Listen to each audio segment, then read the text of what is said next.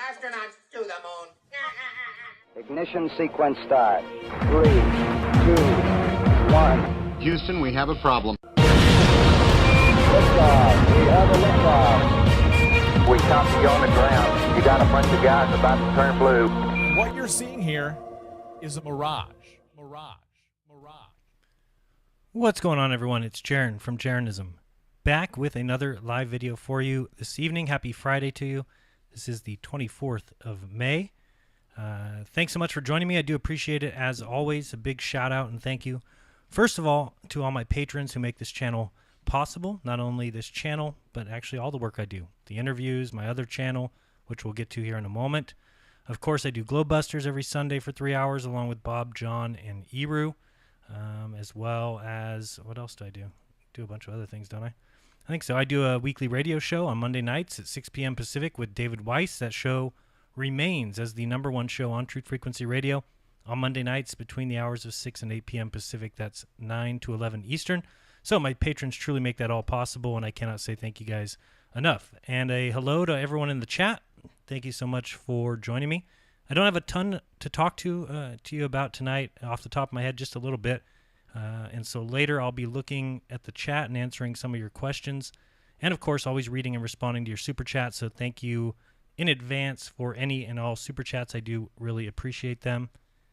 First, let's start out with what was supposed to happen this evening. I was supposed to be doing a show with Ranty from Ranty Flat Earth. But I'll ask everyone to say a prayer or send well wishes or whatever it is that you do, because I heard that he was injured. So he was supposed to be doing the show with me. He fell off of a ladder and punctured himself with some sort of knife or something. So anyway, say a prayer, send well wishes, or whatever you got to do. I do want to show one thing that Ranty has posted recently. Let's go over there and check that out real quick. This is his recent video, The Game Is Up. We see through your deceit. The earth is flat. Pretty incredible video here. We've always got people asking, well, why are the buildings blocked by water? You know, you get that one all the time. And let me show you here what he can show us quite easily. So what he's doing is he's actually going to the same location, and he's putting his camera on a railing so that it remains at the same location every time he goes. Here he went just recently, and I'll let him tell us a little bit about it and what he's doing here. But he's looking across, and this is where you'd have people say, well, the earth is curved. Why can't we see the shore? Why can't we see the beach?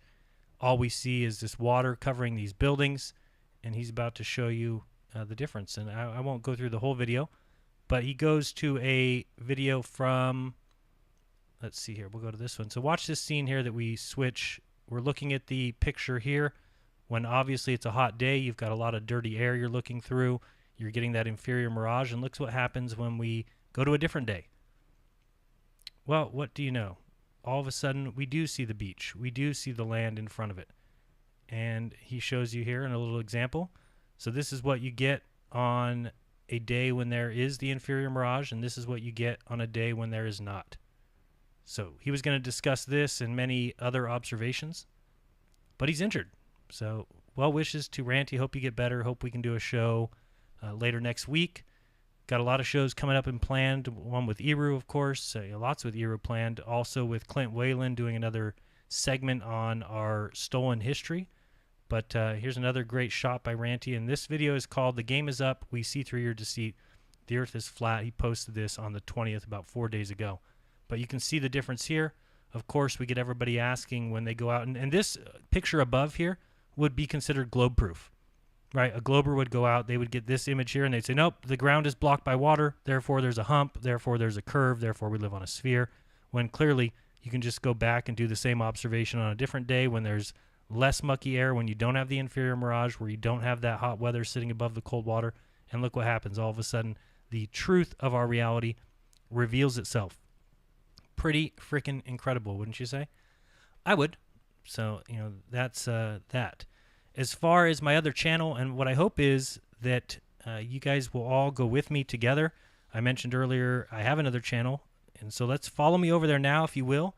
We're going to be going to, let's see if we can find it here myself. I'm looking for it. Nope, that's not it either. Where is it? I don't know what I did with it. I thought I had it up. Here we go.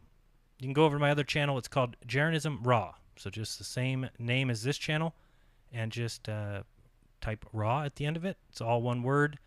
Check out the videos there. I recently posted 2 new videos to that channel, and I'm going to start posting there a lot. And so I hope that you'll check them out, and I hope that you'll subscribe with me. Head over there, hit the subscribe button, and let's get those numbers up. I posted 2 videos, like I said, recently. A recent debate, or I guess you can call it, it's kind of a quasi sort of debate between David Weiss and I. We did that last Monday night on Raw. If you didn't get a chance to check out that show, you can click this video right here. Raw number 160, The Force of Relative Density with DITRH. And yeah, we did a little bit of a debate, I guess you will, and then we had callers call in. And again, this is something that is a contentious issue, but it really doesn't have to be. And I've used the description before about, who's hotter, Jessica Biel or Jessica Alba. We get into that on the show, have a pretty funny conversation about it. Of course, David said he believes that Jessica Biel is hotter. I said I believe Jessica Alba is hotter. And we get to discuss that and talk about it. And then, you know what, at the end of the day, we can go our separate ways. He doesn't have to convince me. I don't have to convince him. And so hopefully people see the debate that way. Bob is supposed to be presenting on a downward force soon. Whether that's going to be on Globebusters, not sure if it'll be this Sunday or next Sunday because of the upcoming holiday weekend. But I'm excited to hear his presentation because I still think that relative density explains it all, and we'll get to more of that shortly. The other video I posted was an interview I did last August. This video here with Gary Corsair. Very important and telling interview regarding the death of Thomas Ronald Barron. So, Barron was a quality control. I think I've got a Wikipedia up for us. Yeah. Thomas Ronald Barron was a quality control and safety inspector for North American Aviation, who at the time was the primary contractor to build the Apollo command module. Let's look at here the Wikipedia. Funniest part down here, you'll see Barron compiled a 55-page report critical of the safety standards at North American Aviation and NASA, and leaked his report to the media. After they learned of this, they fired him. At that time, he started speaking with people that worked in North American and getting more and more information. Then he compiled a 500-page report, had that under his arm as he went to Congress and talked to them about it. Of course, everyone knows that the command module eventually caught fire, causing the deaths of Gus Grissom, White, and Chaffee. Nearly ended the entire Apollo program. That's what people fail to realize about this important issue. Apollo 1 was the first planned low orbital crew mission, and of course, it burst into flames in, I believe, January 1967. Of course, 2 years later, they of course landed on the moon, right? When 2 years prior to that, Gus Grissom hung a lemon on the LEM, saying famously, if we can't have a conversation between these 2 buildings, how are we going to go to the moon? Anyway, the fire happens, right? And all 3 of the astronauts die. Then they have a congressional hearing. Basically, all these guys get called in front of Congress, and one of the major people that testified was Thomas Ronald Barron. And the reason that he testified is because, like I said, he was the safety and quality control employee of North American Aviation. He had some ideas and things to say about it. Also, he was fired, like I said, shortly before that, and had been talking to other employees, gathering all the evidence. Anyway, he compiles a 500-page report, testifies in front of Congress as NASA tries desperately to discredit him. So a week after he testifies, and actually it's 6 days after he testifies, let's read down here where it says death. 6 days after his testimony, Barron was killed instantly, along with his wife and stepdaughter, when a train crashed into their car near their home in Florida. Barron's death, which was witnessed by a woman, was later ruled as an accident with no suspicion of foul play. If you listen to the interview, and again, go back to my Jeranism Raw channel, check out the video right here. Gary Corsair interview. Gary Corsair is the foremost authority on this particular issue. Okay, and we'll go here and just check out Apollo 1 real quick just so you can see the Apollo 1 information. But a week after he testifies, many things happen, and in that interview with George Corsair, you can hear a lot about these happenings. So 1 week later, him and his wife and his stepdaughter are killed when they hit a train, and they're dragged 300 yards while eventually their car is overturned. All three of them that died had severe head trauma, and it's called an accident. However, one of the four people in the accident, another stepdaughter, survives with barely a few injuries, and she recalls sitting in her hospital room and a bunch of men in black suits surrounding her, never saying a word, probably brainwashing her. Who knows? It'd be very easy to get a story into a 7-year-old. Gary Corsair talks about that. He tells us a few more things. How about this? This is hilarious. Remember that according to Wikipedia, Barron's death, which was witnessed by a woman, was later ruled as an accident with no suspicion of foul play. What if I told you that the train was a NASA-owned train on a NASA-operated track? And the only two witnesses, there were two witnesses actually. One refused to ever say a thing. The other one, this is a woman, this woman here, who witnessed the accident. What if I told you she lived in a home rented to North American Aviation? Can you imagine? Also, the fact that the night he died, his home was rifled through by men in black and flashlights, and then caution police tape was wrapped around his trailer or his home, and his landlord said it was a week until he was even allowed to go in. And I did mention, right, that his 500-page report is now missing. I wonder who took that 500-page report. I wonder why it's not found anywhere. Oh, and when Gary Corsair went and found the coroner, he showed him the death certificates, and he said, "Hey, did you sign these death certificates?" And the guy looks at it and says, "Yeah, I signed those." He says, "Can you tell me about the accident, this husband and wife and daughter that got killed by this train?" The coroner said, "Oh, I don't remember that accident." He said, "Excuse, you don't remember Thomas Ronald Barron, the guy who testified against NASA, who was hit by a train, had severe head trauma, was ran over by a train, him and his wife and his daughter all died. They came in, you signed the coroner report, but you don't remember?" "Nope, sorry, that's my signature. So I did do the autopsy, but I can't remember that report. Can't tell you anything about it." Wow. He then talked to him. He talked to an employee that was on the train. Supposedly, this train that was owned by NASA, operated by NASA, on a NASA-run track. He talks to an employee that was supposedly on the train. The employee said, "I was never on that train." Then points out that some of the people's names that are included on the report that said that he was there said, I worked with those people, but we were never on the same train. We ran different lines. We ran different tracks." Said it's not believable. Also, there's no copy of the accident report available at all. Can you imagine that? No, there's no, you can't. He went to the train, tried to do a Freedom of Information Act, tried to contact the train, track people, everything. Couldn't get an accident report for this accident that supposedly killed Tom Barron. Also, he talks about he went down there himself, tried to make that 35-mile-per-hour turn, said it's impossible to even make that turn. And this is right next to Barron's house, by the way. It was 0.7 of a mile from Barron's house. He crossed those tracks every single day. Yet on this particular day, it was an accident that he got hit by a train. And again, it wasn't that the train hit him. He hit the train. What a setup. I can't even believe it.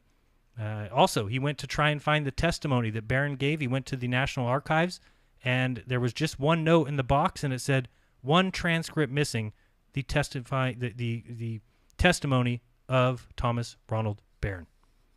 Unfreaking believable. I don't know how anybody doesn't see the foul play, and it's clear. NASA never went anywhere. NASA has never gone anywhere. Let's look at this news report. Speaking of NASA going nowhere, NASA exec in charge of Artemis mission quits after just 6 weeks, and he was escorted out of headquarters. Folks, when are you going to wake up to this? You know, that's my question. When are we going to see what's going on here? Mike Sarangelo, who joined NASA less than 2 months ago as the special assistant to agency chief Jim Bridenstine on the Artemis project, has left his post after his proposal for a sustainable lunar campaign was nixed by Congress. He just left. Why? Probably realized they can't go anywhere. They can't go anywhere. They're not going anywhere. They'll never go anywhere. And people still want to believe in them. Oh, let me show you something really cool here. If I can bring this up. Let's see here. I know you guys aren't used to seeing me, but this is my cool new shirt. How awesome is that? Is that pretty awesome? Here, let me show it down here. NASA, going nowhere since 1958. You have to get one of those. You really do. If you want to purchase one of those, let me show you where you can get one. Let's go over here. Let's go over here. Just go to any of my videos. Did we already transfer here? Yes, we did. Go to any of my videos. We can go over here. Let's go to a Jeranism. Let's say this video here. Okay. Scroll down. Here you'll see Buy Jeranism merchandise. Click on one of these. It'll take you to my NASA Going Nowhere Since 1958 shirt. You can get a hoodie.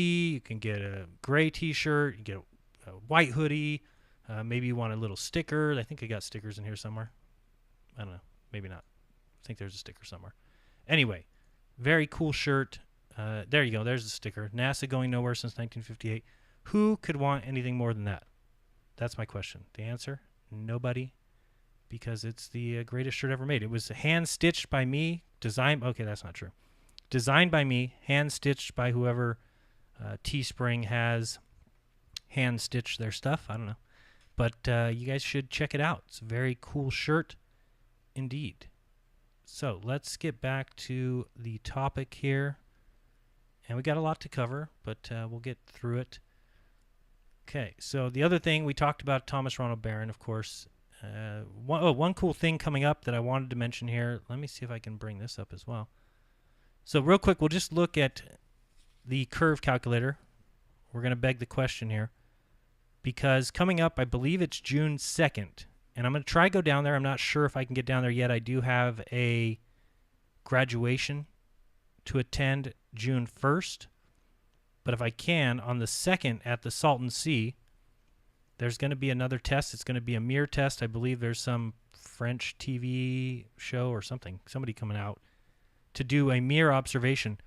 We just typed in 12 miles for this distance in miles, viewer height of 3 feet, just to show you the problem and the reason why this test is so good and why Globers will hate it.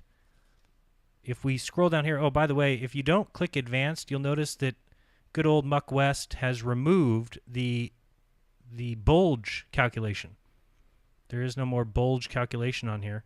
The reason why is because it kind of craps on their model. So you'll see here there is no bulge, but if you click advanced and you kind of scroll down, you can find it in here.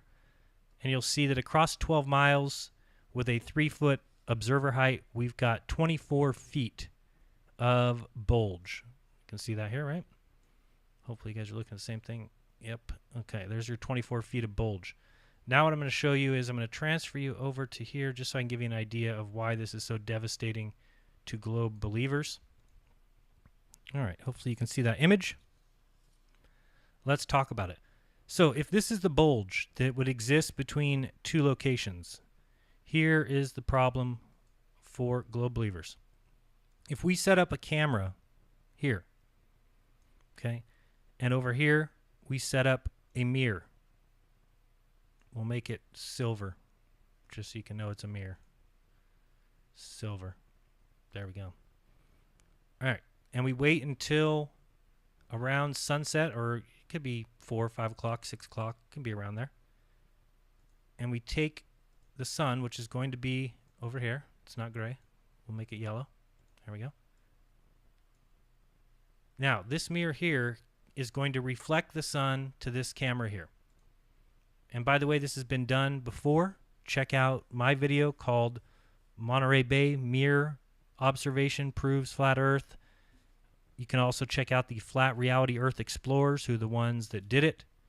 But anyway, when this sun reflects off this mirror, okay, the only way that a person over here can see that reflection of the sun is when there isn't a hump. So remember that we just looked it up and we saw that if this distance here was 13 miles, 12 miles, I think we did, that this height here, the bulge height, was 24 feet.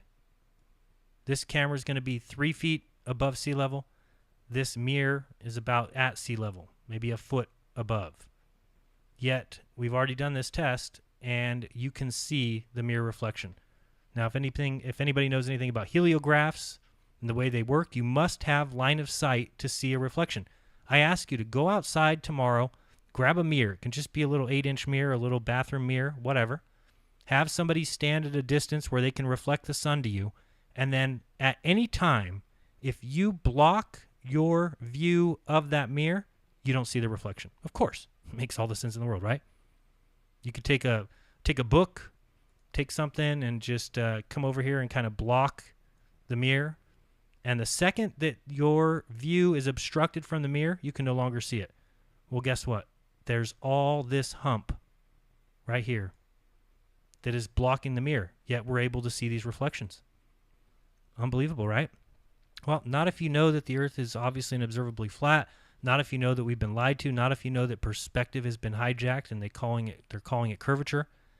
Then you might realize what's going on.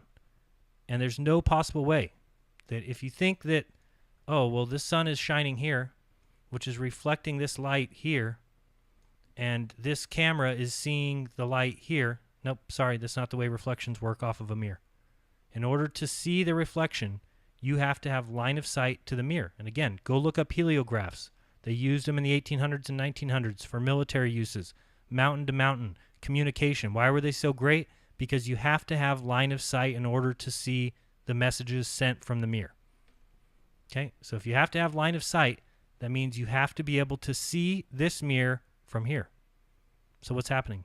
How are we seeing it? Is this what's happening? We're looking up here and somehow it's bouncing. No. Clearly, you should realize what this entails, what this means. And many people don't. So anyway, that's June 2nd. That is going to be at the Salton Sea. Hopefully you guys check that out. Hopefully I can get down there. I would love to see it. Would love to be there. We go around the evening. And this is another thing, is if you just try and observe this mirror.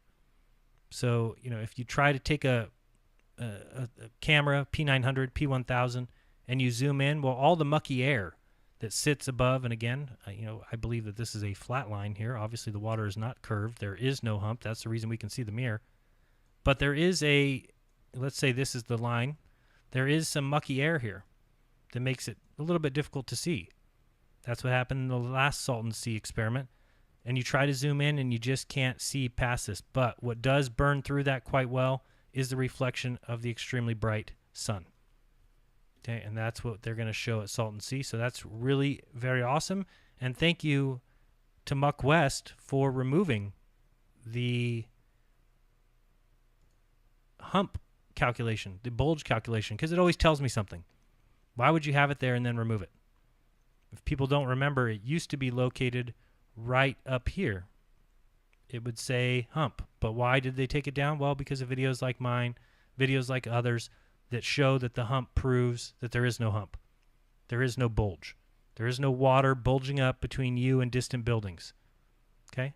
What are we seeing actually? Well, I already showed you, but we can show you again. Let's find this video.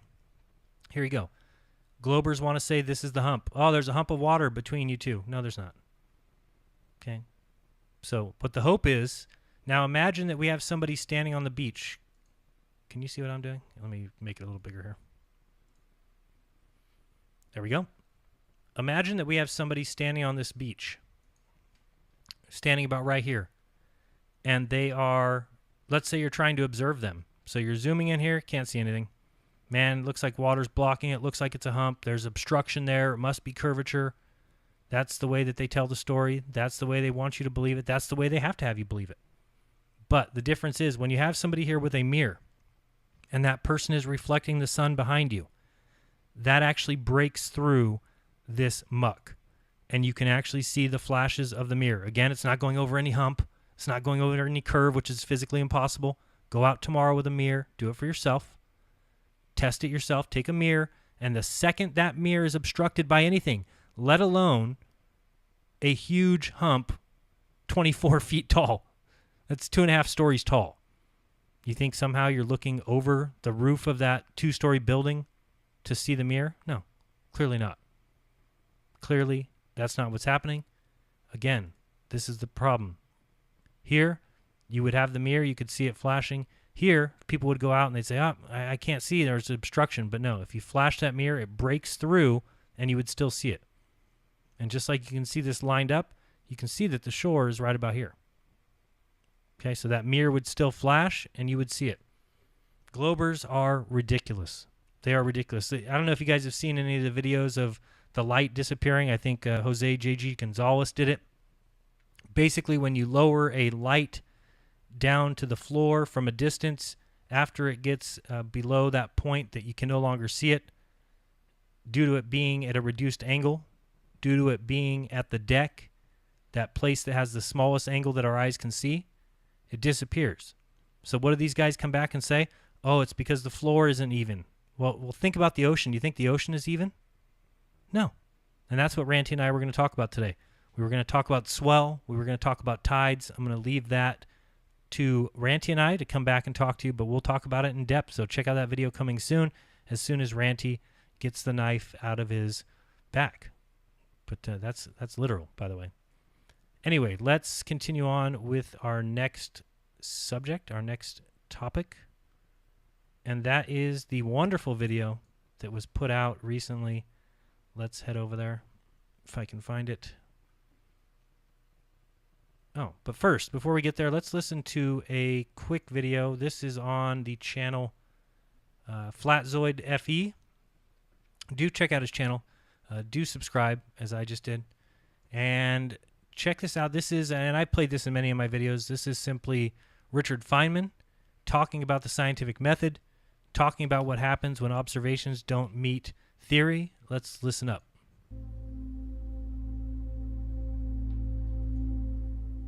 Now I'm going to discuss how we would look for a new law. In general, we look for a new law by the following process. First, we guess it. Then we well, don't laugh, that's really true. Then we compute the consequences of the guess to see what, if this is right, if this law that we guessed is right, we see what it would imply, and then we compare those computation results to nature, or we say compare to experiment or experience, compare it directly with observation to see if it works. Right, this part's very important. If it disagrees with experiment, it's wrong. Oh. And that simple statement is the key to science. It doesn't make a difference how beautiful your guess is. It doesn't make a difference how smart you are, who made the guess, or what his name is. If it disagrees with experiment, it's wrong. That's all there is to it. That's all there is to it. All right, very important video there. Let's go on to this video. This is an interview with George Musser. This was on Fight the Flat Earth's channel. It is hilarious. It is classic. We're going to watch some of it tonight. Thank you, by the way, for joining me. Should be very interesting. Here we go. So we have an interview with George Musser. We're just going to listen to some of this. I do have it at higher speed. I have it at 1.25 so we can get through it kind of fast. But again, remember, we've all been told about this force of gravity, that mass attracts mass. We've all been told these things. Everybody knows it. But let's remind you real quick of the Newton quote. Excuse me, water needed. All right. It is inconceivable that inanimate brute matter, by the way, this is Newton in a letter to Bentley. This is after the Principia was released. They want to ascribe this whole idea of gravity, of mass attracting mass, this magical force. They want to tell us that it was Newton, Newton's laws. Everything in the world is revolves around Newton's laws. Let's see what Newton thought. It is inconceivable that inanimate brute matter should, without the mediation of something else which is not material, operate upon and affect other matter without mutual contact, as it must do if gravitation in the sense of Epicurus be essential and inherent in it, And this is one reason why I desired you would not ascribe why you would not ascribe innate gravity to me. Basically saying that mass attracts mass, that things have gravity in them, or that they pull things, or anything like that. So that one body may act upon another at a distance through a vacuum without the mediation of anything else, by and through which their action and force may be conveyed from one to another, is to me so great an absurdity that I believe no man who has in philosophical matters a competent faculty of thinking can ever fall into it. Gravity must be caused by an agent acting constantly according to certain laws, but whether this agent be material or immaterial, I have left it to the consideration of my readers. Isaac Newton to Bentley, again, admitting that action at a distance involved in gravity is absurd. Okay? That the magical earth is pulling magical apples out of the sky is absurd. That when you take up a golf ball to a high distance and drop it, that the earth is pulling it down is absurd. That's action at a distance, and it's absurd. Okay? As recorded in Edwin Burt's The Metaphysical Foundations of Modern Science.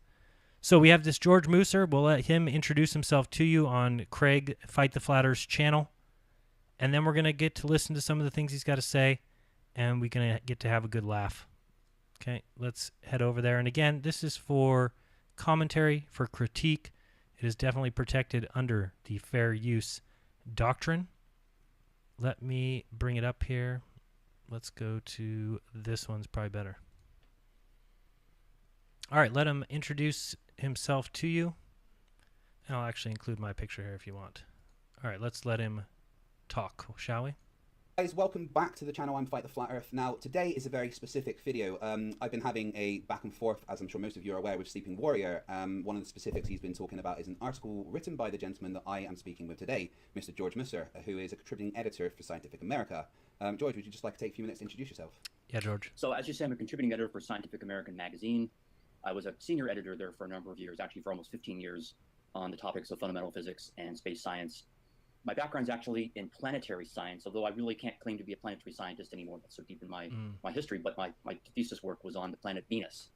And since then, I've really... His thesis work was on the convection currents of Venus, the light in the sky. Do you think he went to Venus to do any of these tests? No. What does he do? He reads an astronomy book and basically tells you all about it and how there must be convection currents on Venus because this light and this measurement say so. Nonsense. I've been branching out in my scientific interests to other domains of physical science, and specifically fundamental physics, our understanding of gravity, of the attempts to build a quantum theory of gravity, and quantum mechanical principles, understanding what quantum physics is telling us about the nature of reality. Okay. Excellent. Obviously, you've had a passion for science most of your life, I assume. Oh, yeah, of course. Excellent. That goes back to when I was a small kid. Now, by the way, I don't think that this George Musser is a bad guy. I have no problems with him. Seems like a good guy. Doesn't seem to do the nonsense that this clown does. He actually tries to come up with something, I guess. But he says nice things about flat earthers, and that's a good thing. Let's continue. Yeah. What did you think when I first contacted you and said about the fact that there's a bunch of people that think the Earth is flat? Well, I mean, I had, of course, known about the people who think that the Earth is flat. It's well known in the media, and I've talked to people, colleagues about it. I'm a little perplexed by it. I should say, though, I'm happy in a broader sense that people care, that this is a topic that people are willing to debate, even if they get some things wrong. I mean, we're all get things wrong in life, and that's not the issue. But to actually have a passion for understanding what is the nature of the universe, I admire. So I think there's a lot that's admirable in even though people I disagree with on the technical details.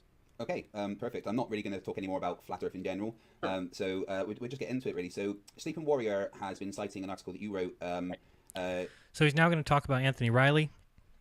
Anthony Riley pointed out some things from some articles that George wrote, and let's listen in and see what the problems that Anthony Riley had and see if they're answered here, and see, basically who comes out on top here, who's making more sense, and who's blowing smoke up your rear. Let's find out. I lose the name of the article for a second.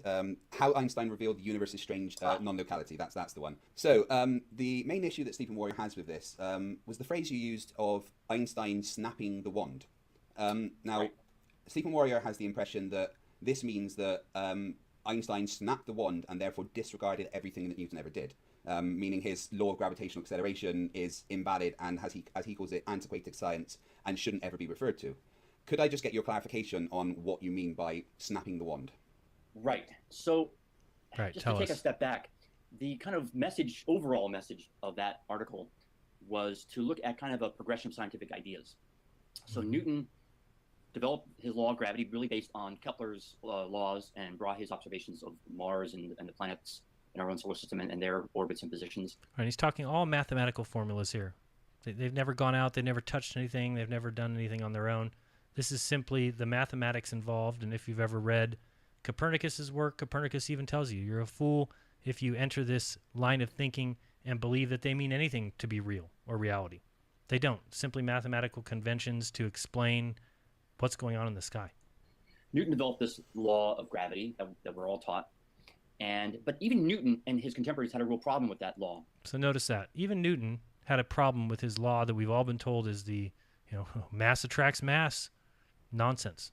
Let's continue. Namely, that it didn't seem to, it described gravity's effects, but it really described how gravity works. Oh, okay. And Newton actually in his own life tried to develop, unsuccessfully as it turns out, an understanding of how gravity works. What is actually communicating the influence, for instance, between the Earth and the Moon or between the Sun and Mars. So now the problem with all this is there is nothing. It's that simple. There is nothing communicating anything at a distance. It's simply relative density. It's that simple. You have an apple falling to the ground. It's heavier. It's more dense than the air around it, so it falls. Easy. The whole world regulates itself by relative density. It's the way everything operates. Okay? And people ask me, well, why don't the layers of the earth, right? Why don't the layers of gas organize themselves? Well, simply because there's a lot of different cycles that go on.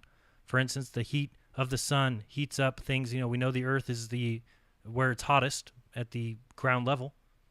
So you have the heat heating up these elements, these gas molecules, the oxygen, the argon, the nitrogen, everything that's around the earth. And as the sun heats it up, those things start to rise. That's what happens with things as they're heated, right? As they get higher, they become more dense. They become colder. What happens to cold things? They become more dense. What happens to the dense things? They fall. And you have a cycle that explains all that we see. Let's continue. Mars, etc. And he really fell to Einstein. Einstein's role here was to really fill in that mechanism. He explained how is it that massive objects, exert what seems to be a force on one another.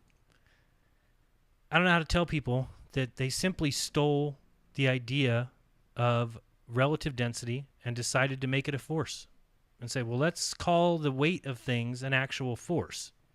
Let's do that because that can explain that the Earth's a sphere. We'll go on. We'll continue listening to this.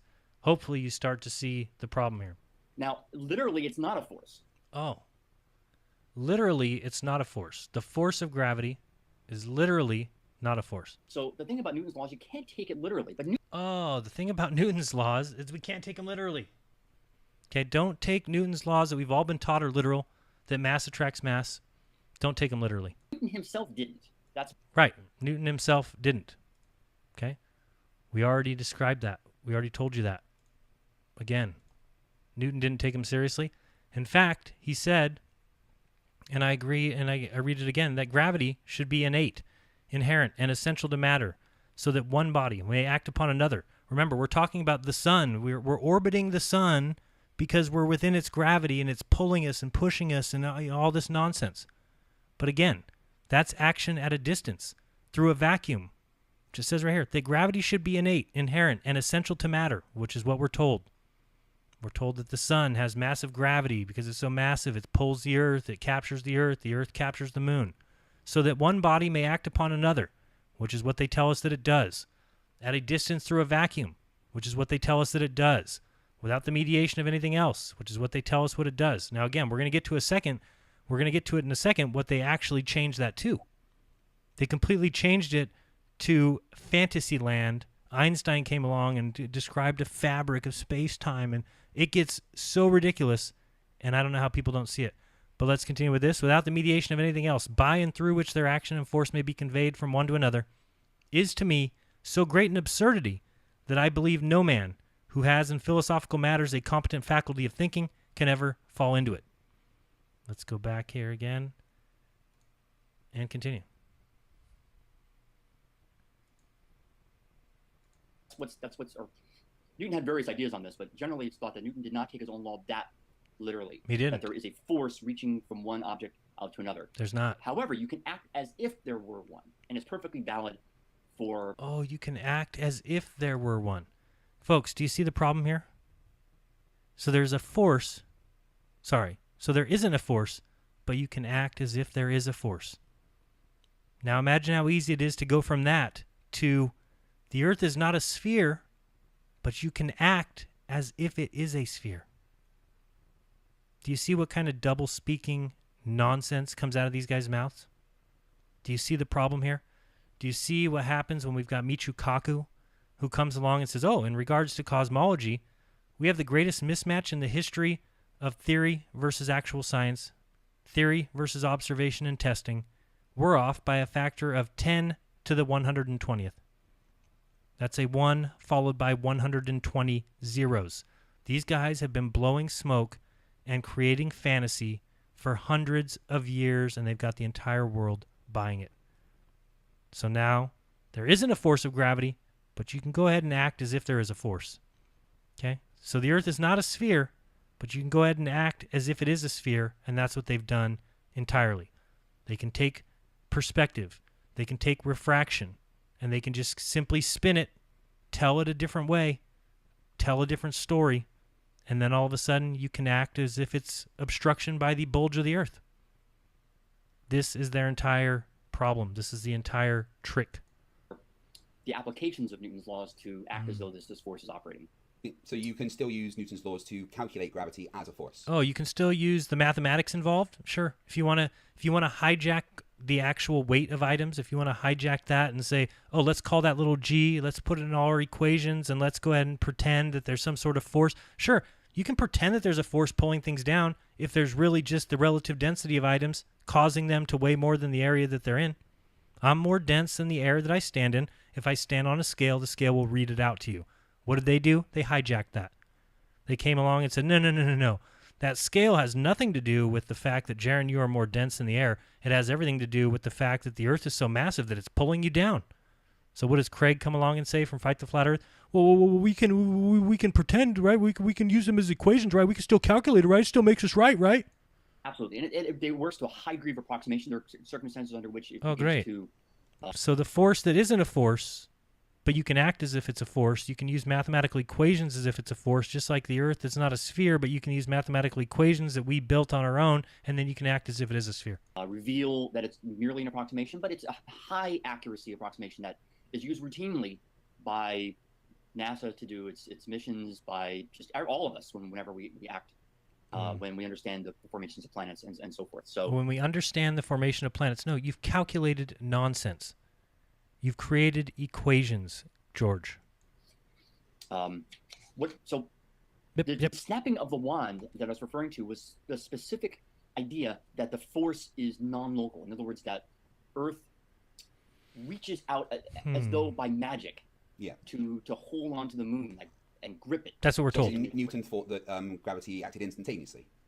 Instantaneously, but even more than instantaneously, is that it didn't propagate through the intervening distance between right. the objects. So what that means is that mass does not attract mass. Pretty simple. So there was really no way that the force got from one place to the other. Right, it's impossible. How exactly. it exerted its action. That was the magical component of Newton's laws, recognized by him. It's magical. It's pretend. It's fake. Snapping of the wand. That the force is non-local. In other words, that the Earth reaches out as though by magic to hold on to the moon and grip it. That there is a force reaching from one object to another, however, you can act as if there were one, and it's perfectly valid for the applications of Newton's laws to act as if this force is operating. But it's not. Go back and watch again what he just said. Let's continue. In Leibniz and the others in his time. So, I used the word magic in a couple of senses here. First of all, it's magic in the sense of, supernatural, but it's also magic in the sense that it actually did come from a very particular scientific tradition that was, by modern standards, magical. It thought of the universe as infused by connections between different places that weren't mediated by some kind of atomistic mechanism. So Einstein came along and he said, and again, he's following in Newton's own footsteps. Einstein came along and said, what could cause this force, or this apparent force? Right, what could cause this action that gravity exerts? And he developed this whole theory of space-time and its distortions, and how masses distort space-time, which in turn exert. Right, so now masses distort space-time. The fabric of space-time is distorted by mass, which causes, you can kind of pretend, you can use equations to pretend that there's a force when there isn't one. It's really not a force, but you can pretend like there is, because Einstein came along and he introduced the idea that we all live in a fabric, a big blanket. And if you put some balls in the blanket, other balls will rotate around it, except for the fact that in reality, there is no blanket. Unless you want to make one up and call it space-time. What a freaking joke. Let's continue. It's what we perceive as the effects of gravity. So that's the breaking of the magic wand, is in the sense of filling in a mechanism that had right, because Newton had some laws that made no sense, that couldn't be backed up by science, couldn't be proven by science, couldn't be proven by scientific experiments and testing in the scientific method. So you have to have Einstein come along and make some shit up. So, well, actually, in the Narnia verse, there's the blanket of Narnia.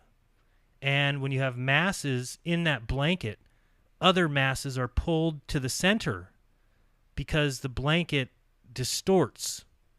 The blanket of Narnia verse. You got that? Not been there. Right. Mm-hmm. Right. And Craig says right. Okay.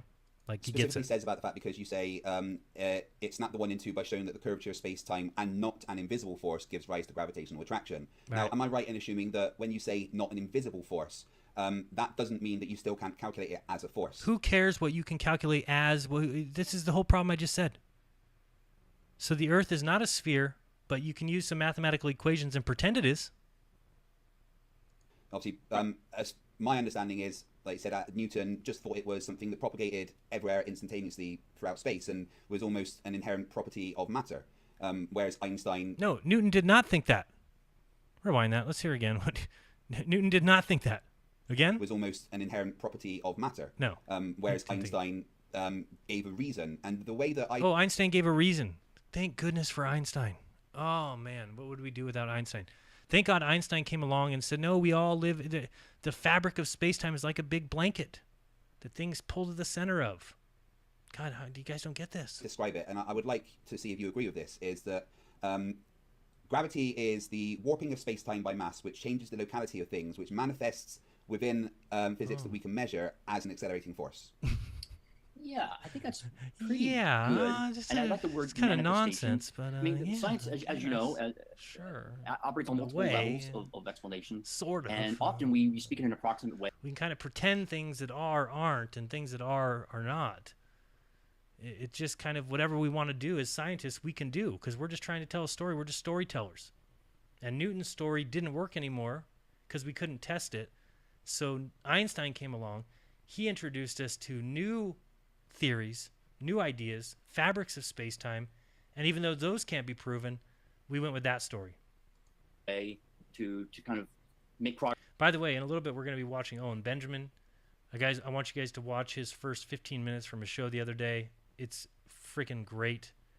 And when we hear about dark matter, I mean, that's the thing people don't understand. Let me take you over to dark matter real quick. Let's head over there. Here we go.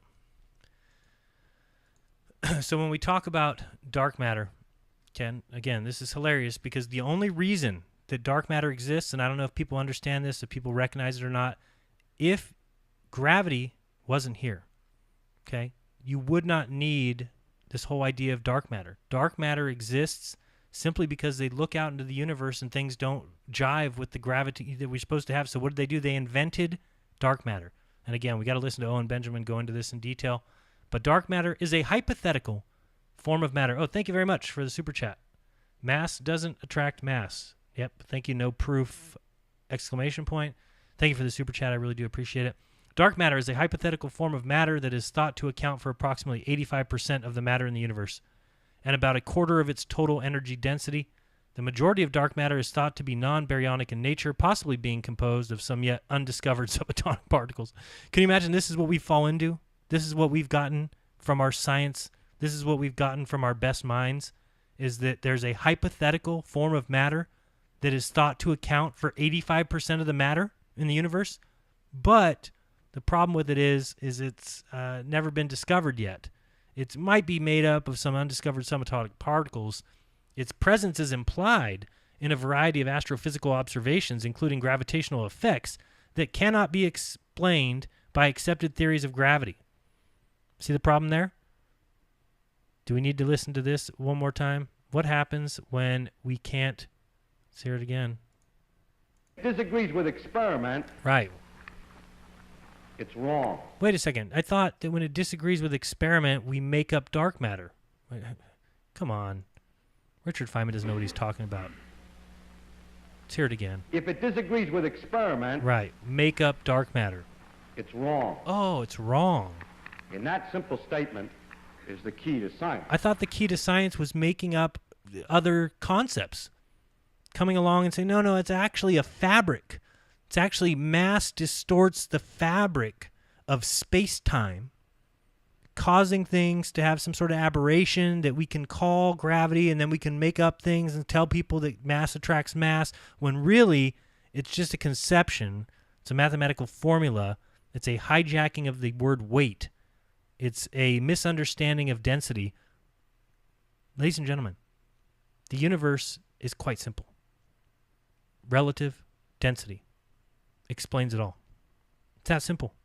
What did they do? They hijacked it, and they wanted to introduce you to all these other fantastic... No, actually, it's not that our own density is causing the scale to move. It's the fact that we've got gravity pulling us down. Why? Because that's the only reason that the Earth can be a sphere. It's the only way the Earth can be a sphere, is because everything is pulling things to the center. So no matter what happens in all of their findings, in all of their research, in all of their discoveries, in all of their theories, they can never get rid of gravity. Well, what happens when you have faulty foundations? Faulty foundations equal faulty everything else. Garbage in, garbage out. And as long as you stick to the scientific method, as long as you listen to this... If it disagrees with experiment, it's wrong. And you're fine. In that simple statement is the key to science. It doesn't make a difference how beautiful your guess is. It doesn't make a difference how smart you are, who made the guess, or what his name is. If it disagrees with experiment, it's wrong. And yet gravity disagrees with every outer universe observation ever made. That's why they're off by a factor of 10 to the 120th. And yet it remains. Yet it's taught in school. Yet globe believers believe it. Folks, the universe is easy. And these guys have been tripping over themselves for far too long. Far too long. Trying to explain this nonsense. Anyway, let's continue.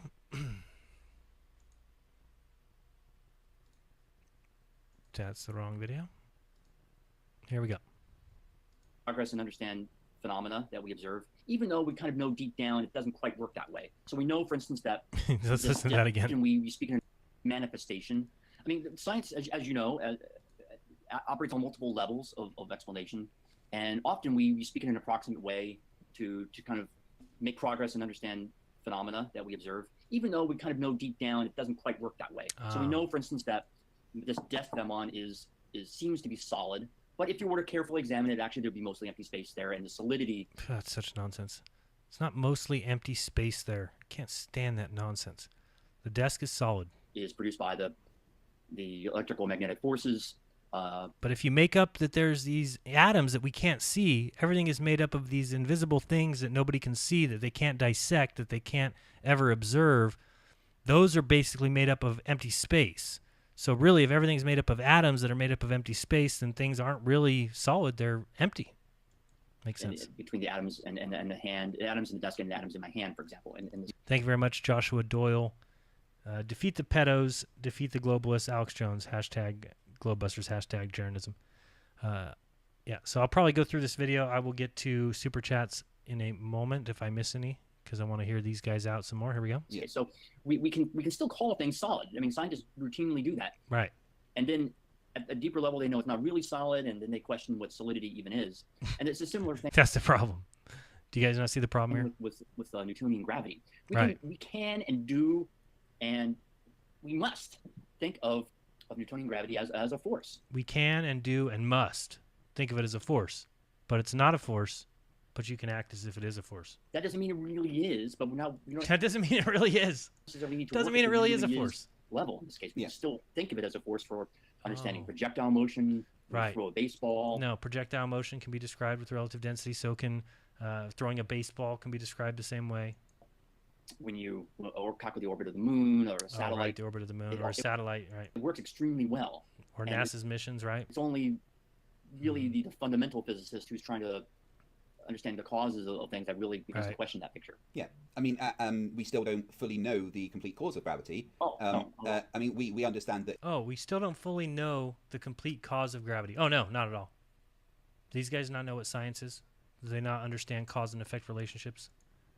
Really, the fundamental physicist who's trying to let's hear it again. Understand the causes of things that really begins to question that picture. Yeah, I mean, we still don't fully know the complete cause of gravity. I mean, we understand that it's mass warping space-time, but from my understanding, we don't know the exact mechanism as to why that happens. No. And I know when you move into higher-end physics, it's much more about energy rather the Oh, now it's energy. Now it's energy. Okay, so before it's the fabric of space-time, and mass causes the fabric to bend, pulling other masses towards it because it's a big blanket of space-time, and now it's energy. So it's actually the energy of large masses in the blanket of the fabric of the Narniaverse that pulls the Narnia planets and the Narnia matter to other matter of Narnia. And everything, and there's there is a lot of investigation as to exact the mechanism as behind why it does what it does, but science has a current understanding that works, and that's all that matters, right? Science has an understanding that works. So the Earth is not a sphere, but you can think of it as a sphere, and that's enough. Science has an understanding that works, ladies and gentlemen. So you better believe their lies. You better believe you live in the mass universe in the empty vacuum, that we're flying around in a vacuum with an attached atmosphere. To explain to the flat earthers I talk to is that we never disregard what's come before. We always build upon that. That's a problem. We never disregard what came before. We just build upon that. Well, if you build upon a faulty foundation, what happens to your house eventually? It crashes. Will that happen in my lifetime? I don't know. When will this house of cards fall? Soon. Is it 1 year? Is it 5 years? Is it 10 years? I don't know. These guys have got the absolute grip on humanity. People want to just believe in men in white coats, and we'll get into that when we watch Owen Benjamin. And Einstein built upon what Newton understood of gravity. Right, exactly. He did. Again, the only fault would be is we can't take the Newtonian picture too literally. In other words, yeah, we can't take Newtonian physics too literally. We can't say they're. Well, I mean, it depends again what the question you're trying to answer is. Right, because science can just change things up, guys. Whatever they need to answer in a particular time. Well, we don't need to think of it this way. It doesn't really match experiment, and there is no way to prove it. But theoretically, GPS satellites prove that there's a fabric of space-time. Give me a break. If you're trying to answer why does the moon orbit the Earth at a certain velocity and so forth, the position, yes, it's perfectly valid to speak in terms of force. It's only really, again, when you're answering or trying to answer different questions about why does gravity work? Why do things That's the point of science. Then you need to start questioning your force terminology and your force concepts. Yep. And so it's again you're kind of thinking through different levels here, and then Craig says, "Yep," like he knows all this, even though he's been arguing the opposite forever. It's routine in science. I mean, the biologist doesn't worry about the particles, the chemist doesn't worry about subatomic particles so much, et cetera. The sociologist doesn't really worry about the physics at all. I mean, we all have to operate on these different levels. That's what I'm trying to say. Yeah, that's exactly what I've been trying to get across for so long to many people. Now he's been trying to get that across for so long. A couple of things that Seymour had issues with. You wrote another article called "What is Space-Time," and in it you say a year earlier, talking about Einstein, a year earlier he had formulated his general theory of relativity, which postulates that gravity is not a force that propagates through space, but a feature of space-time itself. Oh, it's an actual feature of space-time itself. So it's not a pulling force that exists in inanimate matter. It's a pulling force that exists in the fabric of something that we can't see or test. Does that make sense? Everybody understand now? Everybody clear? Again, I see that as the same misunderstanding as the snapping of the one thing. It's the fact that you've said postulates that gravity is not a force. Right. And I think that confuses him. No, what do you mean? Who's confused here? Didn't George already say gravity is not a force, but you can think of it as a force? And this guy's still over here trying to argue that gravity is a force. Clarify that particular. Yeah, go ahead and clarify that. So gravity is not a force. So gravity's not a force. Another thing about this particular point of this video, I don't know if you guys can see it. Yeah, we're at about 14:10. By the way, all these links are in the description. Watch the cut here after he says gravity is not a force. Watch the clip here. Could you just clarify that particular phrase for me? Watch. So gravity is Right not here. a force. Click. When one is See trying that? to understand. So if you notice, he edited something out here. And again, people might watch the little thing going above here, but this was not streamed, if you notice that. This is not a streamed video. If you go to my video that I'm doing right now, it'll say streamed live on such and such date. This interview was uploaded. So he created this as a video, edited parts out of this guy's speech or this guy's interview. And clearly that's one place that he edited it. So you can see it. Watch it again. In 3, 2, So gravity is 1. not a force. When one is See trying that? to understand Edited. why gravity operates in the universe, why there is a tendency of objects to attract one another, to Relative density. orbit around one another. And no, there's no objects attracting to one another. There's the Earth and everything, basically, other than hydrogen, helium, and things much lighter than air, fall down because there's relative density. The area that they exist in is less dense than they are. They have to go some direction. Whatever direction they go, we as humans would call down. So why don't things go up, Jaron? Well, because if things went up, then our feet would be up there, and then everything would be up there. The Earth would be up there, and we would be up there saying, well, why do things go down? So it's a stupid argument. It's completely a misunderstanding. Comes from the attraction. Why bodies pull themselves together into spherical They shapes, don't. for example, or disc don't at all. type shapes in They other don't. systems. Yeah, in other systems. So in some systems, it pulls things into spheres. But galaxy-wise, those actually get pulled into disc-like shapes. Our universe is a disc shape. How do you guys buy this stuff? So why Sad. does that all happen? Then the idea of gravity as a force in the Newtonian sense of a kind of almost undefined entity that grabs things across space. That Now it's an undefined entity that grabs things across space. force concept becomes a problem when you're trying to understand why gravity works. The fact that gravity does work, it's obvious from everything around us. And when describing, maybe I should put it this way: when describing the workings of gravity, you shouldn't use force concepts. When you describe What? the effects of gravity, Oh. yes, use force concepts. You're perfectly entitled to speak. of Perfectly gravity as a entitled to force do field. that because there isn't a force, but you can act as if there is a force. The Earth isn't a sphere, but we've created some calculations and some formulas that allows us to act as if it was one. And we can teach that to children. And we can show them globes in every movie, and in every commercial, and every logo. Working through Sad. implications. When you're working through why things fall, why things Nope. move in the way they do. No. Okay. It's only when Things it's only when you start operate to get around into relative the density. deep questions, and those are the ones, of course, I was dealing with in that particular article. And he also deals with deep questions when it comes to the convection currents of Venus. In other articles, I'm perfectly happy to describe, and I do describe gravity. Right, as a because it force. doesn't matter. When As you I want to do use describe one term and not the electrical other, forces it's or- great. We or can just strong make things up force all or we things like want. this. Even though, depending on context, I might not use the force terminology. Oh, okay. That actually answers it very well. It's No, it does not answer very well. Sorry. again, it's the It's the a fact what? that you use the phrase which postulates that gravity is not a force that propagates through space-time. Yeah. It's He not. focuses on the words there that gravity is not a force and kind of It's not. ignores the rest of the context. It's not. Yeah, I think yeah. that's fair. Having you Gravity is not a force, but you can think of it as a force. Maybe that's the best way of putting it. yeah, and that's kind of what I've tried to explain to him. Oh, is you that tried to can explain measure that? it as- Oh, okay. But you can think of it as a force. Maybe Right. That's just what's taught in school. Gravity is So, not a um, force, have- but you can yeah. think of it as a force. having you Gravity is not a force, but you can think of it as a force. Maybe that's the Oh. best way of putting it. yeah, and that's kind of what I've tried to Right, explain. that's to him, kind of is what I that you thought. can That's what I've measure been it as a explaining force. for You can years do now. calculations to say it is a force, and for all intents and purposes, on our planet, with us and in everyday physics, it is a force that you can measure. Oh, Yes. boy. Right. Yes. Perfect. It's easy if you hijack little g, if you put it in all your equations and you simply pretend that weight is a force. It's not a force. There's no force needed for it. Now, the third thing he wanted me to address was a video that had, from Caltech. Did you get a chance to look at that briefly? Yeah, I saw there was kind of a press release from Caltech. It basically, So we'll stop there. You can go ahead and watch the rest of that if you want. I think it's quite hilarious. Now what we're going to do is we're going to move over and watch a little Owen Benjamin, just because I think it ties in well. And I want you guys to watch this. By the way, let's look at just a couple of these quotes one more time. We already looked at that one. Let's read the next one here. The next one is, even more instantaneously is that it didn't propagate through the intervening distance between the objects, so that there's really no way that the force got from one place to the other in a sense of how it exerted its action. That was the magical component of Newton's laws. Yeah, they were absolutely magical, but they're taught as fact. I use the word magic in a couple of senses. First of all, it's magic in the sense of, supernatural, but it's also magic in the sense it actually did come from a very particular scientific tradition that was by modern standards magical. But it's not magical anymore. Why? Because Einstein came. Einstein saved us all by saying it's the fabric of space-time. It's simply ridiculous. Let's go over and check out, if I can find it here, this video here.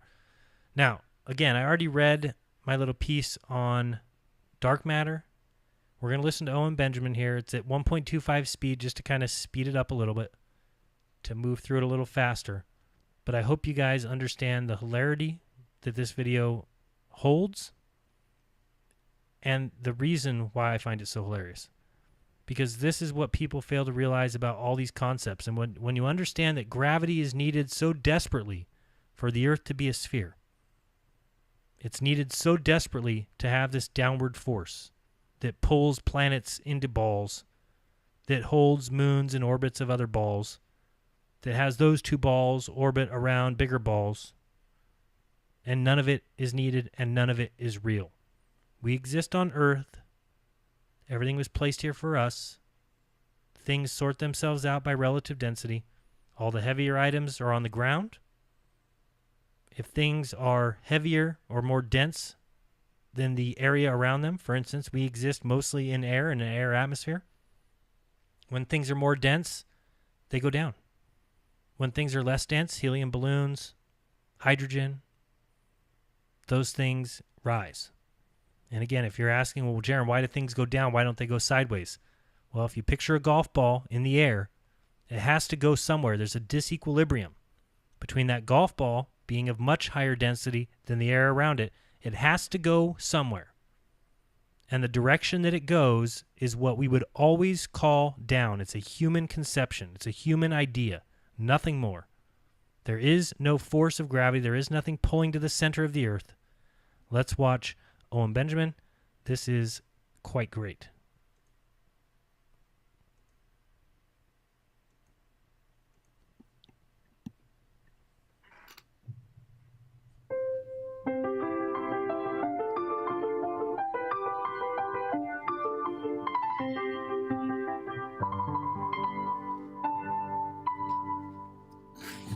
Hi, everybody. Good morning.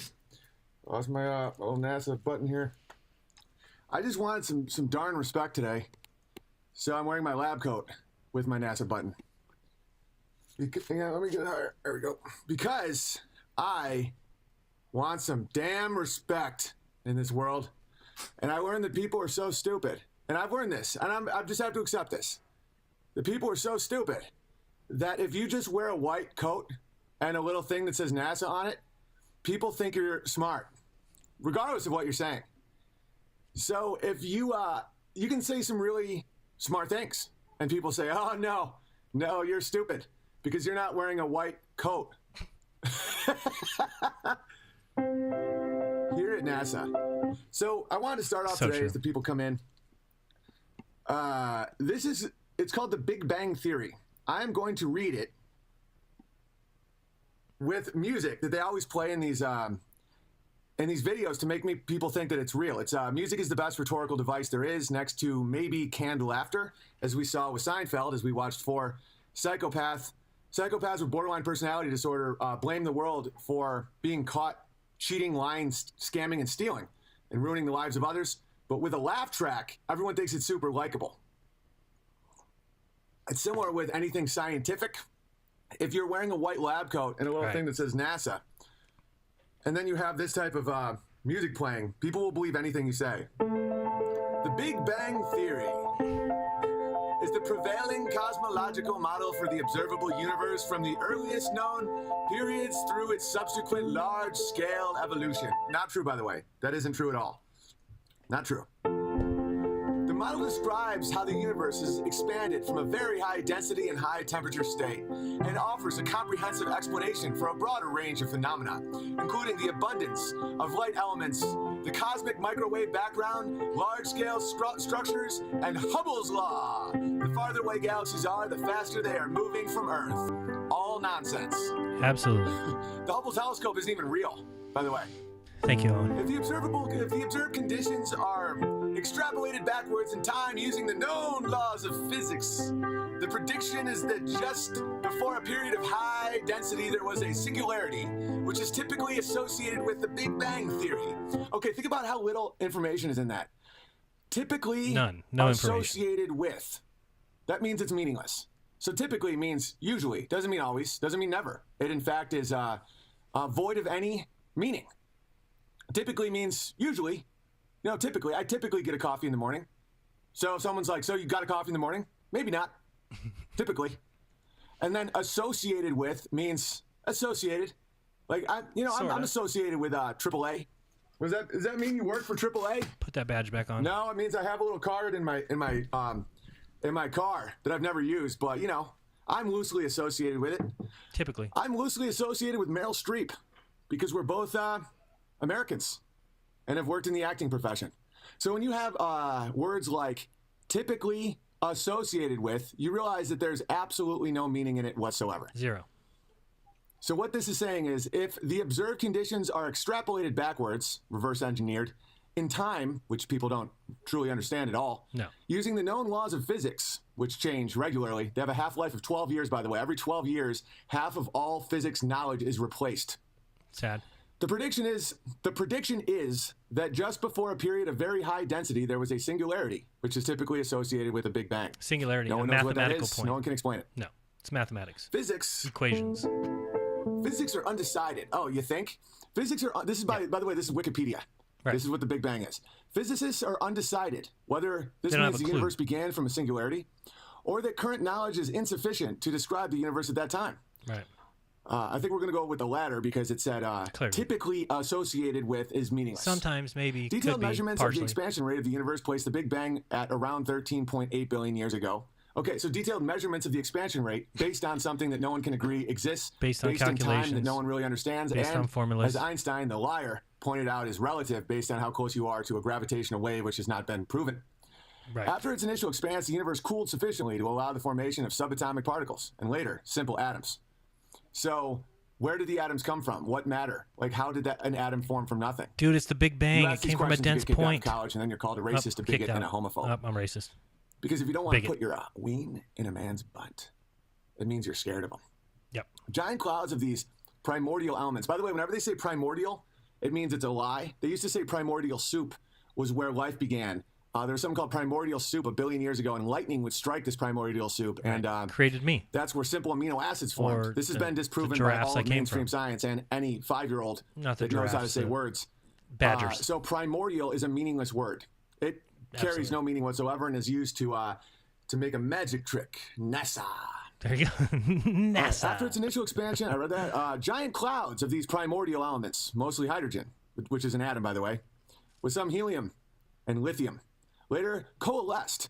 Right. That means having some sort of orgy. Yep, came through together. Gravity, which has not been proven or shown in a lab or recreated, and no one really knows what it is. Has no clue. Eventually forming early stars and galaxies, the descendants of which are still visible today, which makes no sense. None. Because a wave should not be able to travel through a vacuum, and a particle should not be able to reach your eyeball from 100 million light years away. But they could be and both. Something cannot be a particle and a wave simultaneously because that's a contradiction. Right. Kind of like how Jews can't be a race and a religion simultaneously. Right. Because a philosophy, an ethos, something you live by, is not related to your blood. Right. Because people convert to being Jewish, as can't an immutable convert to being characteristic black. is the same as a choice that you make. What your religion is a contradiction, just like light cannot be a wave or a particle. Hopefully this is finally sinking into people because I am wearing an arbitrary lab coat. Oh, I forgot.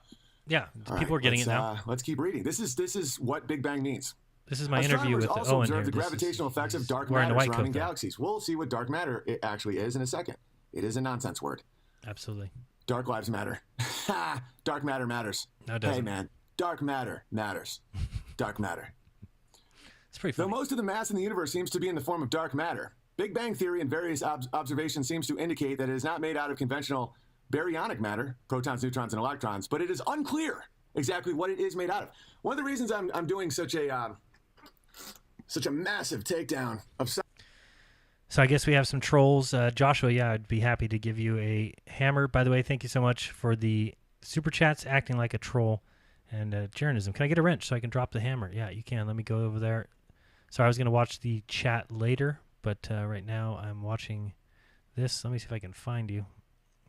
Go ahead and say something. There he is, Joshua. Oh, geez, this is moving too fast. I can get it right here. Psh, there we go. Add moderator. Kick whoever out that you want. That's my theory.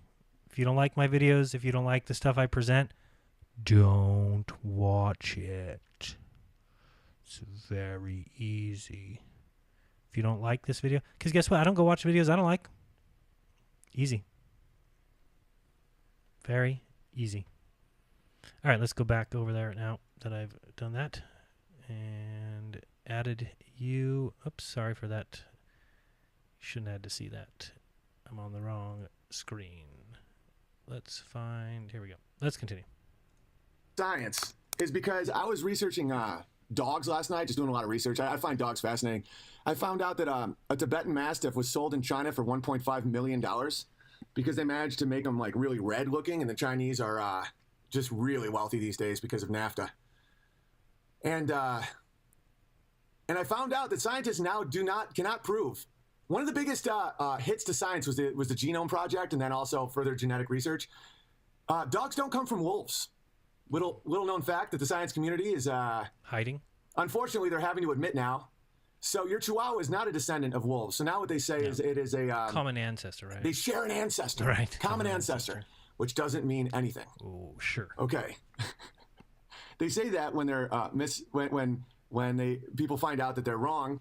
And because they're wearing white lab priest coats like I'm currently wearing, people just give them the benefit of the doubt to be wrong over and over and over again. So, what is dark matter? Dark matter it's hilarious. Is we already hypothetical. Read it. Okay.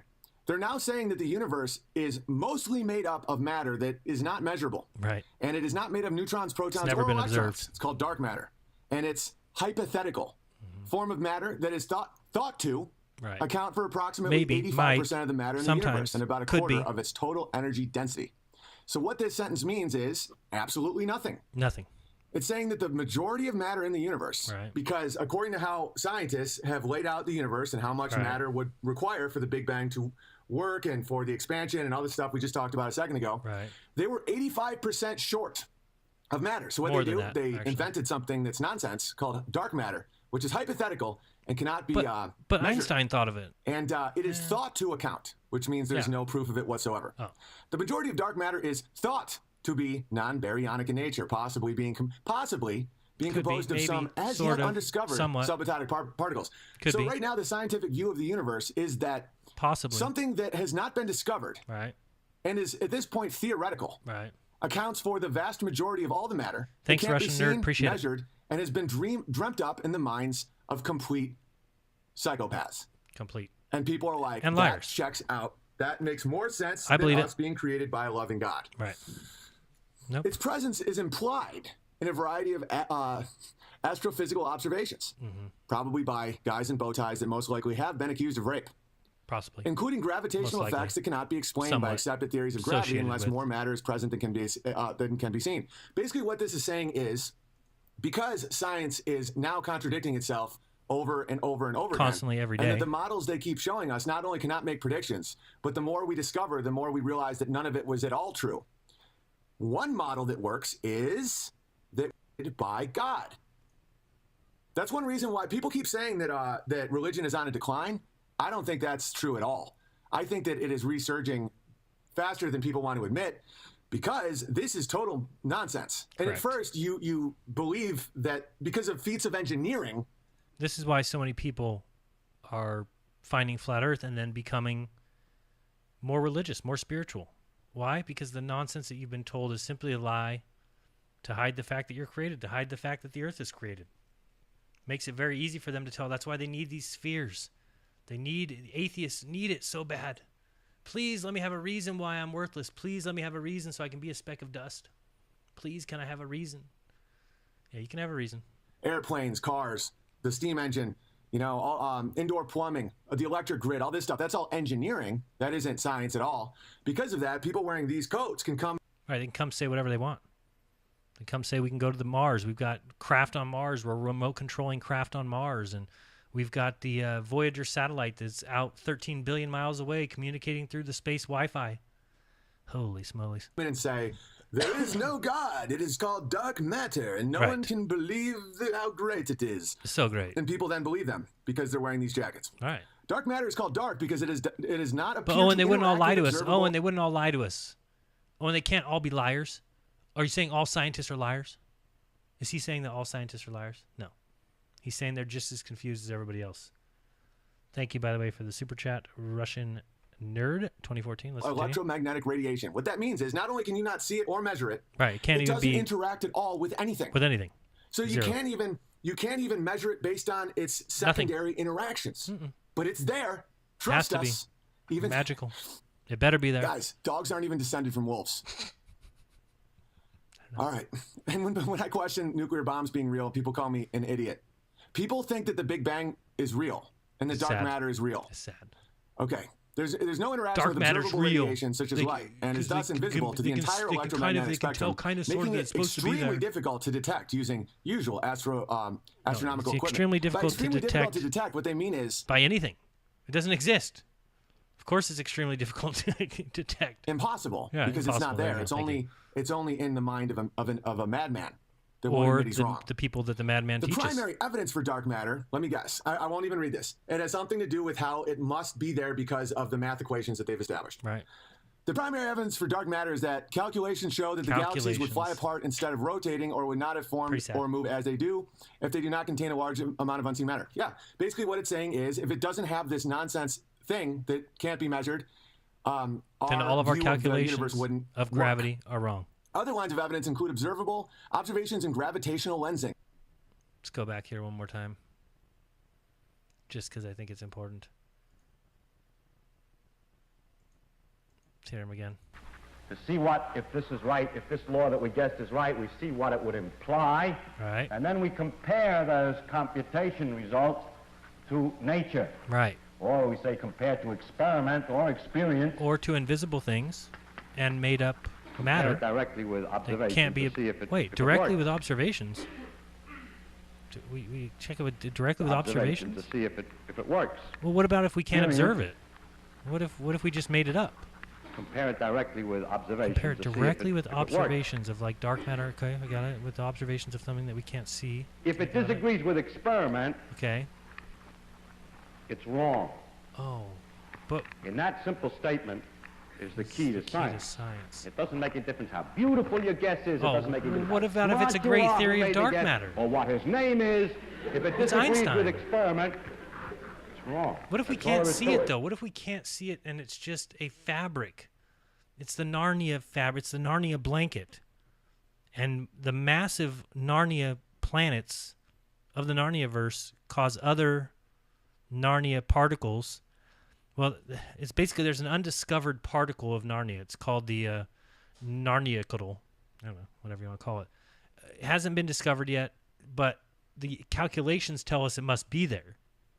And it must be causing the aberration. So you can, it's not really a force, but you can think of it as a force. Thank God for the Narniaverse. Okay, let's continue on with more ON. He's almost done. Don't worry, we're not got too much longer left. Here we go. We'll look that up in a minute. From the cosmic microwave background from astronomical observations of the observable universe's current structure from the formation and evolution of galaxies from mass location during galactic collisions. That's so stupid that I'm not even going to give it any more airtime. It's ridiculous. It's so stupid. It's just that fantasy. Anyone believes this? I know, it's sad.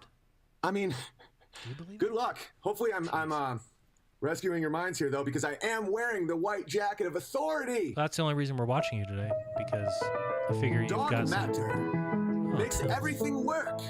Absolutely. You see, we weren't wrong about No. the nature of the universe. No, we weren't wrong about gravity. What it is Not at all. is 85% of all the matter Right. is not made up of anything, and you can't observe it interacting with anything. It's invisible. But it's there. Because if it wasn't, there, but- that would mean we were Wrong.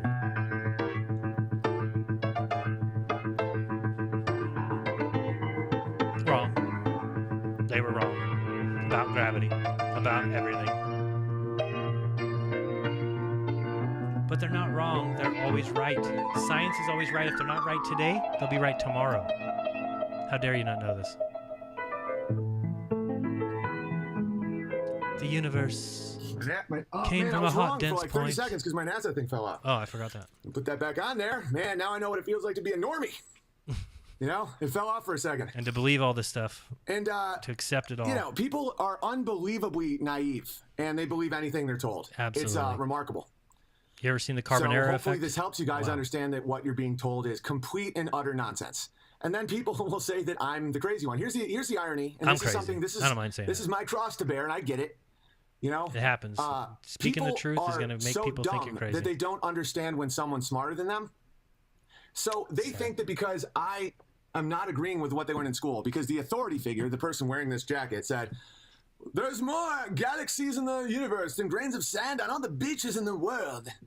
And so they read these books, and they look at me and they think, "Oh, that guy hasn't read the books. He hasn't Right. been educated. He doesn't know about He the doesn't sand know of the truth. universe." He's so dumb and backwoods." I've also read those books, and I've also been educated by those people. And you realize it's And it's not nonsense. education. It's called brainwashing, and it doesn't make any sense when you apply it to actual scientific standards or reason or evidence or Nope. anything. Scientific and so method, the irony none is of when it. I come to conclusions like that we didn't go to the moon, which is pretty evident, Obvious as people could then be. say, "Oh, you don't know. You haven't seen the scientific books about it." And it's interesting. It's almost like a full circle where if you go too far, when you've done more research than most, I'm not even going to say intelligence, because that's not what holds people back. I've realized that isn't it. It's not because I'm way smarter than people. I've actually interacted with people on here that I can tell are smarter than me, but can't see shit because they're just too bought into the current way of thinking. I happen to have this strange quality where I can tell when someone's smarter than me, and I like it typically. There are times when people can make connections that I can't make, or their brain just works faster than mine, and I can tell like that. And I can then say, "Oh, this person's smarter than me. Sweet." But then you can, even a very intelligent person can be caught in a carrots and sticks relationship with their employer, their debt, them trying to get sex, All right, so that's about enough of that. A very good show. Again, this is the Music of Authority, number 525. The link to that is in the description if you want to check it out yourself. And follow Owen Benjamin. It makes a lot of sense. Did NASA ever go anywhere? No. Was the moon landing real? Russia plans a new flight to find out. This is hilarious over here. Russia's space agency plans to send a mission to the moon to check whether the American moon landings were real. And people, "No, well, Russia would have called us out if it wasn't real." Funny. In a video posted to Twitter on Saturday, Dmitry Rogozin, the director general of Roscosmos, said, "We have set this new objective to fly and verify whether they've been there or not." Rogozin announced the project after he was asked whether he believed NASA landed on the moon in 1969. The agency head shrugged as he answered, making it unclear whether or not he was joking. No, he was not joking. Okay, nobody knows. Well, obviously, I know. Owen knows. Nobody's been to the moon. NASA's going nowhere. Again, we can read this article. Hilarious. This guy booted out, left. Why? Because it's ridiculous. And again, if people don't know, I did a recent interview with Mel Fabregas on the Great Veritas Radio. That'll be coming out. I don't know if it's going to be this month or next month. Talking about the moon landings because they didn't happen, because the 50th anniversary is coming up. I also talked recently on Globebusters about the Apollo 11 documentary. Told people where to go to see some hilarious parts of that nonsense story that people want to believe. The Apollo 11 documentary shows some great video footage, awesome video footage of everything that happened on Earth, on the ground, and you get to see beautiful photography that was definitely around in 1969. The videos are real, and then all of a sudden they take off to the moon and everything becomes CGI, and everything becomes nonsense and grainy, and you can see through Neil Armstrong. and it's just a joke. And they filmed it from a cameraman filming one black and white CRT TV screen and told everybody that it was live, and everybody believed it. Nobody has been to the moon. It's not even possible. But again, these guys will keep blowing that smoke up your ass. They'll keep doing it. I mentioned in that interview that Mike Pence just came out and said it's going to be in 2024, that we need to go back to the moon, and if we don't go, it's not time to change the mission, it's time to change the agency. Threatening that he's going to do something with NASA. Well, 2024 is a convenient date, isn't it? You know, Trump's going to win the election in 2020. Come 2024, it's going to be a different story. And just as NASA announces, oh, we're behind schedule, oh, we just fired this guy, you know, this guy got fired, oh, now we need to take a step back, and, oh, Congress, we need more money to go to the moon. And then what will happen? The next president will come along and say, oh, no, we need to go to Mars. It's not worth going to the moon. But I keep saying this, and all they need to do is go to the moon to prove me wrong. And they can't do it. They won't do it. But again, we have proof that they've been to the moon. Right here, NASA published this photo of Israeli lunar crash site. See right here? This photo, and people will believe it. People send me this in my email. Jaron, this is proof the bullshit lander went there, because this is now, communication was then lost for good, with the working assumption being that the craft was destroyed on impact. This has now been confirmed by the NASA photographs. We never made it to the moon, but you can pretend as if we went to the moon. We scraped it. Caused some problems there. What a joke. But people want to believe in this so bad. They love space. And if you want to go to space, if you want to see where your $56 million is going, head over to the live NASA view. Here's the live ISS stream. You can press play. Oh, here we go. This can't be rendered in CGI at all. This is some nonsense. And again, where are the stars? If I ask that question, everybody says, oh, well, you know, it's the wrong feed. You can't use that camera. Well, here you go. Here's a black sky. And again, remember, we're on the day side of Earth or the night side of Earth. Either way, you should be able to see brilliant specks of light. And again, here we go. Look how gross this is. Disgusting. Nice camera. $56 million a day to produce this. And it gets worse than this. Look at this. Blue screen, black screen, never see a thing. This is just some crap. Look at this. You believe this is where you live? That this sphere exists out in the vacuum of space with this atmosphere around it? Come on, folks. And look down here. Look what they've been putting up for the last couple days. I always check in on this just to see what's the latest nonsense that they put up. Here we go. What's this? Come on. Come on up. Oh, a blue screen. Let's find it on blue. Here we go. Look at this. This is like watching grass grow for $56 million a day. What are you looking at? Oh, it moved. Let's move it ahead another half hour. Oh, it moved a little bit more in a half hour. Let's move it ahead another half hour. Oh, it's black now. Let's move it ahead another half hour. Oh, now it's got this little thing here. Let's go another half hour. Oh, it's a bigger thing. It's a bigger blob. Space is real. Look at all the work NASA's doing. Let's look at all these screens. Look at this stuff. What in the frick are they showing? They can't even show you the Earth from space. They don't even have a 24-hour video. What is this? 20 or what? $56 million a day for this garbage. Look at it all. Oh, thank goodness. We got this, though. For a second, I thought we got nothing, but now I realize we got this. Let's go a half hour ahead. Oh, different shadow. Let's go a half hour ahead. Oh, different shadow. This can't be faked, by the way, ladies and gentlemen. This would be impossible to fake with a little model. So hard to fake. This has got to be in space. I'm so happy my $56 million goes to this.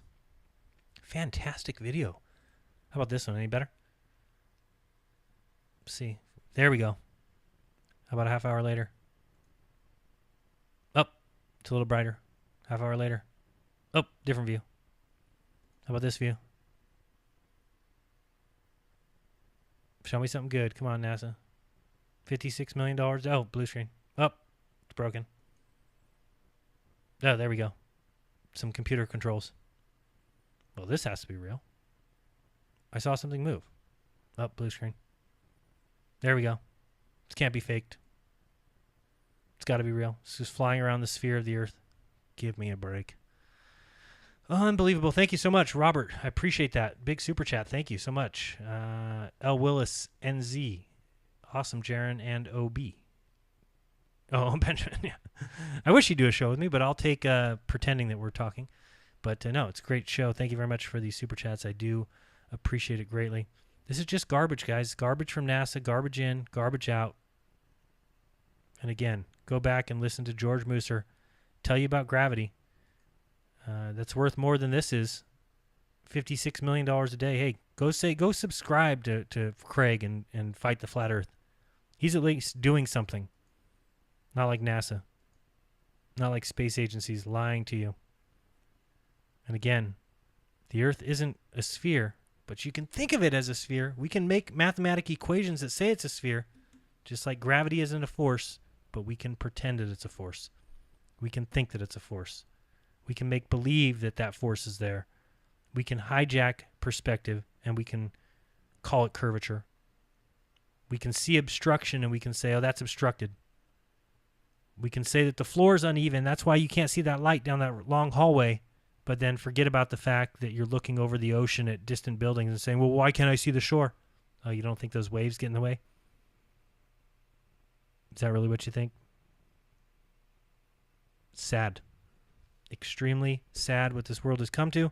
Believing in this, buying in this, because these people who give you this information in these videos are wearing white coats. Guess that's all it takes. I don't know. Again, I tell you, check out my shirt. Get my shirt. NASA, going nowhere since 1958.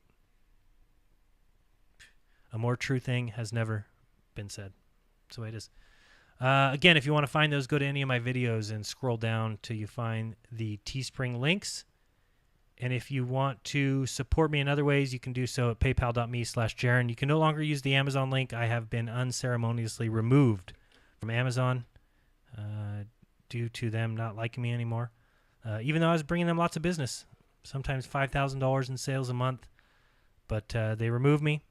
So you can go to paypal.me/Jaron. You can always go to patreon.com/Jeranism. Or you can go to Venmo at Jeranism and send a tip there. A few people have done that. Thank you very much to those who have. As always, I want to say thank you so much to my patrons. That is the reason that I'm even here. If you want to mail me something, you can do so at Jaron, P.O. Box 3044, Merced, California, 95344. And one more time, again, it would be great if you could do it right now if you want. It would be fun for us to do it together. Head over to Jeranism Monday Night Raw. If you just type in Jeranism Raw, we can do it all together. Here we go. Head over here, Jeranism Raw, and click subscribe. Are we getting close? What are we at here? We're at 8,567. It'd be awesome if I could get to 9,000. But I know it won't happen on this stream, but maybe it'll happen in the next coming days. Simply go there, hit subscribe. Let's kick this number up. And look at this. We had no subscribers, and then we jumped up. We went from 67 to 78 all the way to 86. 586 from, oh, that's not very many. 86, so we went up about 19. Hey, I'll take it.